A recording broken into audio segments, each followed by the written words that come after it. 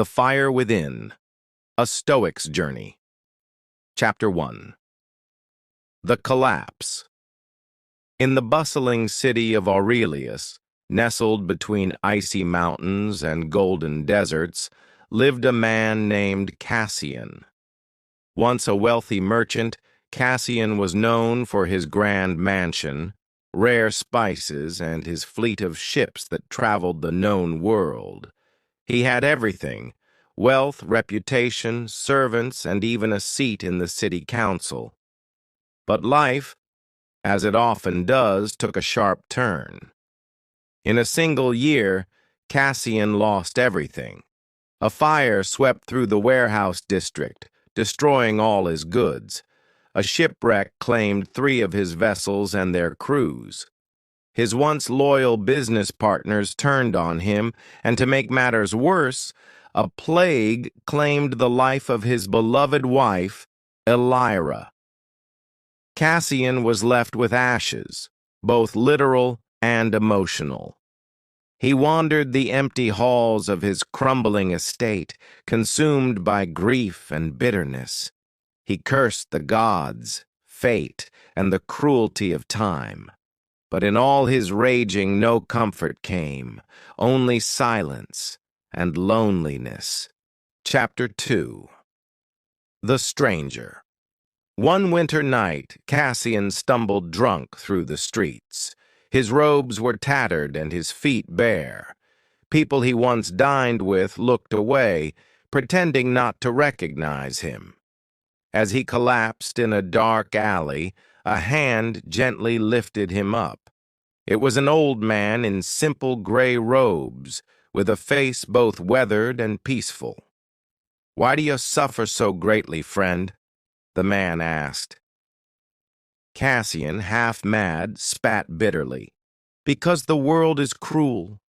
Everything I built was taken from me. I have nothing." The old man nodded calmly. "If all you had can be taken, then perhaps it was never truly yours." Those words struck Cassian like lightning. "Who are you?" "I am no one," the old man replied. "But if you wish, you may walk with me. There is a fire within you still, even if you do not feel it now." Chapter 3. The Path of the Stoic. The old man's name was Lucan, a former scholar of Stoic philosophy who had abandoned the world of politics to live a quiet life in the outskirts of the city. Cassian, with nowhere else to go, followed him. He began to live a modest life, chopping wood, fetching water, learning to cook. In silence and humility, he started to heal. Lucan introduced Cassian to the teachings of ancient Stoics: Epictetus, Seneca, Marcus Aurelius. He learned that he could not control fate, but he could control how he responded. That suffering comes not from events themselves, but from our judgment of them. That death was natural. That wealth, praise, and comfort were never guaranteed. That true strength lay not in what one had, but in how one endured. Every day, Cassian wrote in a small journal, "Today, I lost a gold coin, but I did not lose my reason. Today, I was insulted, but I chose peace. Today, I lived. That is enough." Chapter 4. The Trials Return. Years passed. Cassian's mind grew strong, even as his beard turned gray. He began teaching others in the village, travelers, children, even the sick. But fate, ever testing, brought new trials. A new governor was appointed in Aurelius, tyrannical, greedy. Soldiers were sent to tax the village beyond its means. Many fled or rebelled. Lucan was arrested for speaking truth. Cassian now stood at a crossroad. He could flee into the desert or return to the city and risk everything to defend his mentor. He chose the latter.